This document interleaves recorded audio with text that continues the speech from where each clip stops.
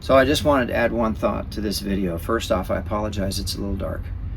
I don't feel dark about Blakgraz. I feel very excited about Blakgraz, but it's not very often that I do an accounting of what it actually has cost to get to this point in my life, and that was a little difficult. Also, a good example of what it costs is I never wanted to get in front of the camera like this. If I'm on stage and somebody takes pictures or video of me on stage, that's one thing. But I never ever wanted to be in music videos or have pictures taken of me or do these types of weekly videos. I never ever wanted to do that. Not only because I want it to be mainly focused on the music, but also because my health is not exactly where I want it to be. That's the truth. That is the truth. I have, several things that I am working on, that I'm trying to improve myself, and sometimes it's just downright embarrassing. So I was not real keen to get in front of the camera, and it has to do with stress. And that's one of the costs of being on the road all the time, or just trying to be a musician all the time, is the stress. And it does funny things to your body, and so you have to work on healing your body. So, but that's what everybody seems to want now. They want the behind the scenes stuff. They want to get to know you better. They want to know more about you. And so I agreed to get in front of the camera as long as it was about music. As long as I was talking about music.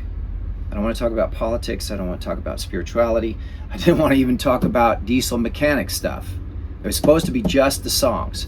But unfortunately, the diesel mechanic stuff became part of the music, because if I can't get down the road, I can't play the shows. Anyway, this is longer than I anticipated. I just wanted to add that as an example of what it costs. Sometimes you have to do things that you don't want to, that aren't sinful or illegal or unlawful or anything like that. It's just that you really rather not have the focus be on my face or on me, right? I'd rather it just people enjoy my music, right? That's all. I just wanted to mention that.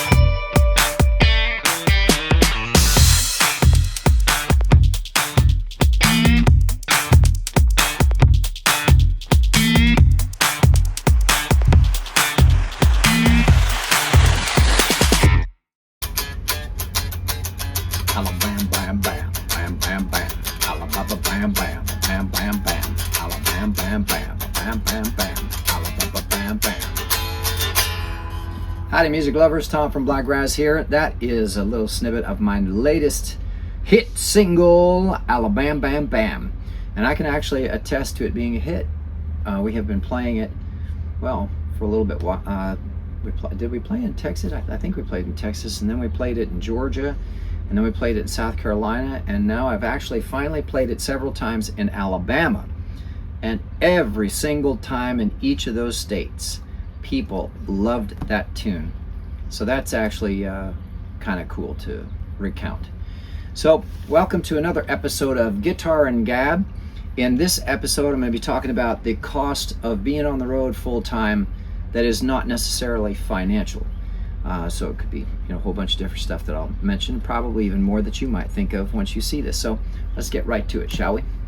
Howdy music lovers, Tom from Blakgraz here. So let's get into this Guitar and Gab. So before I do, I apologize. I have to give a shout out to JD Southside. My shirt is falling apart. So Dave Pendergraph is the owner of JD Southside on the south side of San Antonio, Texas. He is also the subject of my song down at Dave's Place, and the singer on my song and his song, Got a Song for You. So check it out. That's Dave Pendergraph. Also, I want to give a shout out to my man Vaughn Shannon from Custom Build Guitars. We've got Stella with us today. And this year he actually installed this amazing little on-off switch for me, for Betty and for Stella. And Stella actually has been extremely impressive since some of the more fine-tuning that Vaughn has done. So let's get right into this. What does it cost to be on the road? Now, we just watched a video about a band that's having some really good success. I didn't catch the name, so I apologize to the fellow, whoever he is. He put out a really good video about how they lost $50,000 on a tour. Well, how do you do that? You go on tour and you think, well, you get paid money, you know, right? Don't you? No. Often you have to buy into bigger bands' tours. They have big followings, and so the allure is there. You'll get in front of their crowds, and it's worth the, you know, $10 or $20 or $30 or $40,000 to get on their tour and get in front of their crowds. And if you open, what you don't realize sometimes on those tours is that you open to a room that's not completely full. And often the crowds know that if there's an opening band, well, I don't want to sit through the opening band. I'm just going to go, and I'll go a little bit later and wait for the headliner to get on, because that's who I'm here to see. But then again, there's also a lot of opportunity for newer bands to get seen and make a lot of sales and merchandise. But as this fella described in his video, that doesn't always work out either. And then, of course, if you got on a big enough tour where they're moving city to city in a big fat hurry, you don't have time to sleep. You'll be, I think he said they were driving at 2 o'clock in the morning, and they had to be, they leave the venue at 2 in the morning, and they drive till 6 in the morning, and then they have to be to sound check for 11, or it's a crazy schedule. Not enough, barely enough time to drive to the next place and do sound check. And so really your only opportunity to rest as a band member would be during the drive. Because once you reach a venue, often you're doing interviews, or you're setting up and sound checking, or, I mean, it's a typical musician's life, right? You're standing around waiting. So a lot of time is you hurry up, get stuff set up, and then wait for somebody else to do their part, or wait for some other band to do their thing, or get everything out of the bus and get ready so that when your turn comes, you can jump on stage, sound check real quick, and jump off stage, and then get out of the way and wait until showtime. So that doesn't mean that there aren't things you can do online for self-promotion and other things, or meeting fans and, you know, things like that. There's all kinds of stuff you could do. So days fill up really quick, especially if you have radio interviews, or you have newspaper interviews, or fans that you have promised that you would meet with them and talk with them, or even just people who you've known when you've come through an area before and you want to sit and have lunch with them. So the daytime, when you reach a venue, is not usually restful. So the video is very, very helpful. But his main point was that they rented, as soon as they got on that bigger tour, they rented a bus to be able to have somebody drive them from city to city. That was the only way they thought they could do it, and still maintain their voice and be able to play and be awake for each show. Well, that jumped their cost up so high that they had to actually have their label front them the cost of that additional transportation. And of course, that's not counting food and gas, and of course they made merch sales when their merch was in the right places, but it didn't cover everything. They went into the whole 50,000, and the label was comfortable doing that with them because they had songs that were, 2 million streams on Spotify. They knew that the band would be able to work it off, right? Isn't that nice of them? So anyway, what I want to talk about though is not the financial side of it, because it's far more costly than most people imagine to be this focused on music. It's actually kind of hard for me to talk about. Sorry. How bad do you want to be a musician? How bad do you want to be a professional musician? How bad do you want to be an original professional musician? There is. Okay, so the short answer is you're going to miss holidays, you're going to miss birthdays, you're going to miss anniversaries, you're going to miss weddings, you're going to miss childbirths, you're going to miss sleep. You're going to lose sleep. Your health is going to be tested.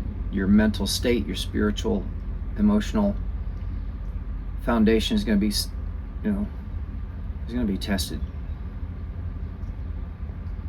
you're going to lose marriages, you're going to lose relationships, you're going to lose friends. Because when you're really focused on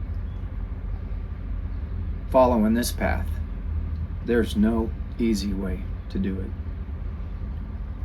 So how bad do you really want it, right? That's what you have to ask yourself every single day, every minute of every day.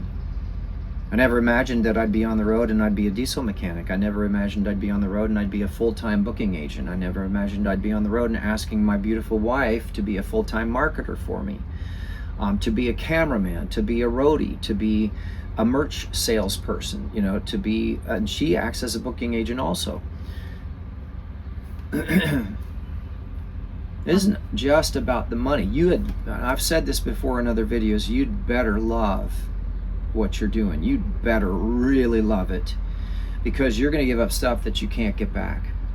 The cost of people telling you, oh, you should do covers. The cost of people walking away from the show telling you were amazing and still don't grasp the concept that you're all original, and then go and seek you out or come back a week or several months later when you come back around in town. There's a lot of parts to it too. Yeah, there's plenty of opportunity to be demoralized, to lose the inspiration for why you wanted to do it. The only way to really figure it out is to get back to the music, is to get back to the songs, the playing, the instruments. You make a commitment that most of the world cannot comprehend. 99.9% of the people in the world do not become rocket scientists, do not become brain surgeons, do not become leaders of the world. Why? Because it's hard work and it takes a lifetime of focus and mastery. And worse, it takes a lifetime of mistakes. Everybody makes mistakes, but not everybody learns from them, right? Not everybody is willing to continue making mistakes until they finally get it right. That's the hardest thing. When you make enough mistakes, you start to think that maybe everything you've been told is wrong, that you can't do what you want to do, and you start to question yourself, and that you're not good enough. The notes that you play aren't soulful enough. Your voice isn't strong enough. It doesn't stand out enough. You're not good enough if you're not whatever's already out. And so it can become disheartening. You can lose yourself in other people's opinions. It's a real mind game. It's the cost of your sanity, your spiritual and emotional well-being. And I can see why a lot of people would sell their souls, you know. I don't even think you can. I don't think that's actually possible, but they say they do. They join some secret society, or they do some stupid witchcraft spell, some bullshit religious baloney, because that's all it is. It's just religious cultism, and they just go through the motions, and they think that they're giving up whatever so that they can have fame and fortune. And then they get the fame and fortune and realize that, you know, they could have had it anyway. They didn't have to give up anything energetically. You know, it's only true if you say it's true, but that's not what this video is about. So what's the cost of going touring full time? It's everything. It costs everything you've got and more. And if you don't have the more to give, then don't bother. If you don't have the more, if you don't have yourself grounded, if you don't have someone who really can help keep you grounded, who can keep you sane. You know that song Strong Love? It's funny because at the beginning of the song I recorded myself saying, you know, out on the road how hard it is, and you day in, day out, and what you really need to keep yourself sane and keep yourself together is a good woman, the love of a good woman. And that is true. It is absolutely true. You have to have somebody in your life that completely supports you and believes in what you're doing, because it's so easy to not believe in yourself. And I did for a long time. I did for a long, long time. But now, we're starting to see positive results. We gave ourselves 5 years on this trip. Just like any other business plan, if we were to have opened a sandwich shop, we would have gave it 5 years, right? If we opened even a food truck selling burritos, we would have given it 5 years. And now June of this year, we'll be beginning year number 3. And son of a gun, things are starting to take off and go really well. And so it looks like it might be worth the investment. But here's the thing to remember. We have not been at this for 2 years. We've only been on the road nonstop for 2 years. We've been at this, and I've been at this. Martha and I have been at this for the 23 years that we've been together. And I've been at this my entire life, since I was a little kid, running down to church every Sunday and singing at every Mass just because I loved singing. I have been working on this my entire life. So when people say, shut the F up, no one cares, play some Skynyrd, you better be ready. You better be ready to just keep going. Because they will, and they do. And it doesn't matter to them, they don't care. But they'll be your biggest supporter when suddenly you're a known name. Not you, but just whoever we're talking to. Well, I mean, that remains to be seen. It is pretty typical for people that once you get a name for yourself, that all of a sudden everybody claims to have met you or have known you or be friends with you. And that's fine. That's great. I mean, if they want to change their minds and come around and be fans and be friendly and support, hey, I'm all for it. I think people can change their minds. I think that people can learn lessons, and I'm open to that. But in the meantime, if you are interested in going on tour and being on tour all the time and doing anything close to what Blakgraz is doing, you better get ready. You better get yourself ready. It's so funny because we watch Space Weather News, and he talks about this global pole shift and how the sun could mini nova and wipe out all electricity and everything get reset, and you better be ready emotionally and spiritually and physically. You have to do that just to be able to be a musician. Just to be able to get on stage and play music at all, not even just go on tour and completely base your entire existence off of what you're doing. Just to get on stage, even on the weekends, you got to be tough as nails, because there's always somebody who's pointing and laughing or saying I could do it better, or Journey's better, or Skynyrd's better, or Muse is better, or somebody else is better.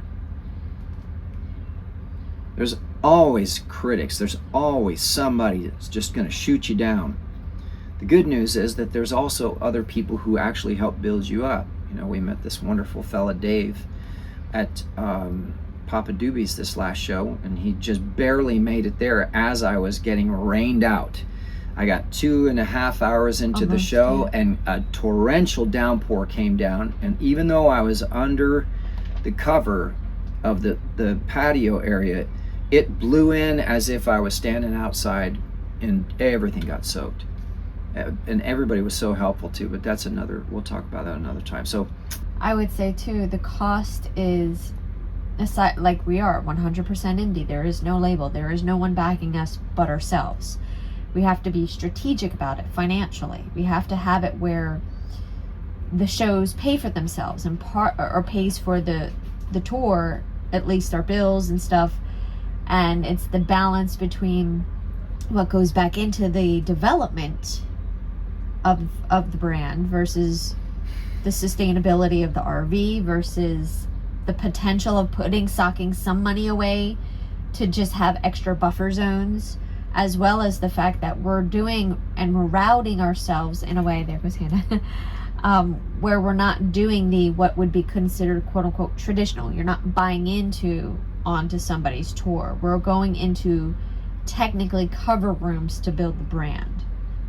Yeah, but that's not the cost of a tour. That's just different. It's a cost to the whole, not to the tour, but as a whole, to sanity or having to explain. And there is a cost analysis because it's the enough money coming in, but then also the factor of reaching fans and not doing it the traditional route. We have friends who pay to be or were invited to be on tours, and some of which whom they keep going out on tour with a particular band, but neither of them are growing. They're not really getting new fans and new reach, and they just keep beating the same drum. Whereas when we're seeing the evolving aspect of it, where it's growing, even if it looks minute. Yeah, I agree. Well, I mean, that's what I was saying before, and so if you're just reiterating that, then In a different way. We are definitely growing, and we appreciate every single person who watches these videos. I think maybe what you're trying to hint at is there's a huge risk of doing something like this and committing to it fully with no backup plan, which is what we've done. There is no backup plan. This either works or we're basically screwed.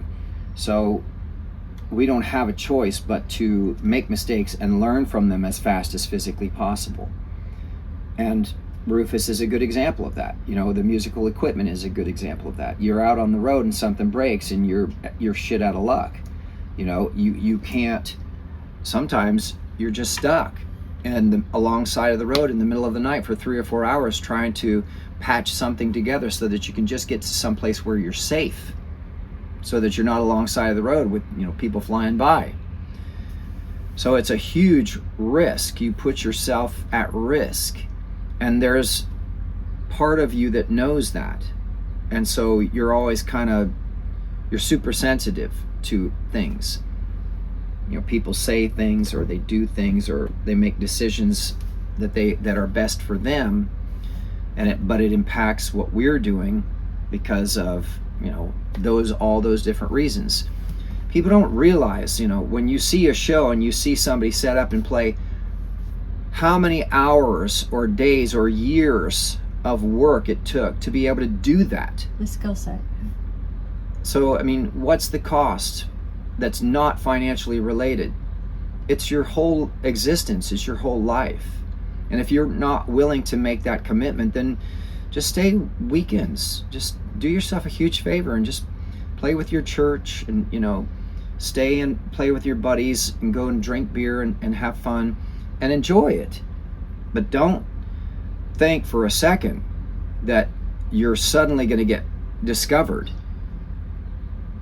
That's not how it works, at least not in my experience, and not even from the stories that I've heard from friends who have been signed and then dropped, or signed and shelved, and signed and, you know, or went into debt, or, you know, the one neighbor Bob, you know, who had a couple songs that did well and then basically couldn't even use his own band name, right? Couldn't even use his own band name because the label didn't want them in conflict with another artist that they were pushing at the time, and now in perpetuity he can't use his own band name, can't use that or the songs. So, you know, or worse, you get into, you had something close and you don't think that you're good enough to ever come up with something that good again, but it never caught fire, right? There's all that mental stuff too. Okay, I have a song that's doing really well, what next? There's no, if you haven't developed the infrastructure or the... No, I'm talking about inside yourself. Yeah, that as well. Inside yourself. You write a song and people are like, oh my God, that's so wonderful, and you start to get good numbers. What if I told you it hit close to 2 million streams and then nothing, right? And all these other songs that I've gotten, all these other great songs, when I play them live, people love these songs, right? But the numbers, what's the disconnect? Why?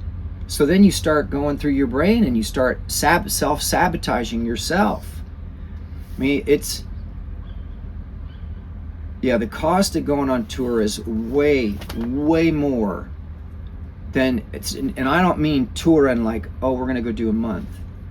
These guys that I watch this video of, they all have day jobs. They all have their day jobs, and, you know, they got bills and wives and kids, and I can't say that I blame them. So they'll go out for a month or two, or they'll go out for 3 months with somebody, and they go out for a little while, and then they come back home to their jobs. Their jobs. And their family, and their friends, and their neighborhood, and their community, and where they know everybody, and they're all comfortable in their warm little cozy lives, right? What's the cost of going on tour non-stop until you get it right? All that's gone. gone. Or you lose the momentum because you went back home. People will leave you behind. Friends will turn their backs on you. People you thought were close friends will turn their backs on you, right? Why? They just don't get it. They don't get it. Maybe they weren't really as close friends as you thought. So, what's the cost? It's immeasurable. And if you're not willing to pay it, then don't bother. And don't complain about not going viral and not being... Oh, God. Who cares about viral? Exactly. You don't want to... Okay, and now I'm just quoting what other videos have said. This isn't even what other videos have ever... This is all I've ever wanted, was to be able to play my music in front of an audience of people who were enjoying themselves. I never gave a shit about money until I couldn't eat, until I was freezing cold. I couldn't find a place to sleep. Then suddenly money became important. But all I've ever wanted was to have people to come out to shows and me play music and just for a few minutes have them forget everything else going on in their life and just have a good time. That's all I ever wanted. And that's all that's important to me. So if that's not, I mean, who knows? What do I know? I've never been signed to a label. What do I know? Who am I to say anything? Who am I to even make this video? I'll tell you who I am. I'm Blakgraz. You look up on Grok and you ask if anybody can hold a candle to Blakgraz, and the answer is no. Zero. Not even Bruce Springsteen, not Fish, and not the Grateful Dead. They can't touch me. Ask Grok. So does my opinion really count? It does to me. It doesn't have to mean anything to you. It doesn't have to mean anything to the rest of the world. But I'm just telling you what I've found. Hopefully it'll help you. So I'll just leave it at that. Thanks for watching. Please subscribe, give a like, check out the links down below, and we'll see you on Tuesday Lives. Thanks so much.